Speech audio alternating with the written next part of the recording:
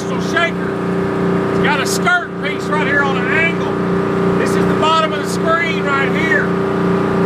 You'll look, we can get an external manifold between here and clamp it down here really good.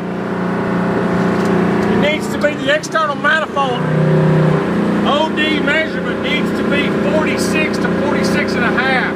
It's actually 46 and 5/8 total. And we've got to create a nice little slope right here on the manifold where the sides would buckle up, and then we would just be down below the screen where everything would fall off, and the manifold would be right there. The manifold cannot be any longer than about 14 inches wide. We would want it to be we would want it to come down for about 7 inches and better than a 45 down to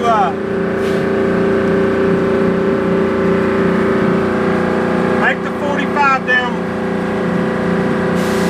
to 10 inches down, and then come across and put the 90 in. So our total manifold was 12 to 14 inches wide. We'd come down, we set it right here, we'd come down 8 inches and then come out, and then back up in a manifold. But the screen can be 46 inches wide, that's not a problem. 14 inches, 46 inches this way and this way. We want to check the other shaker, make sure we're consistent. Oh, hang on.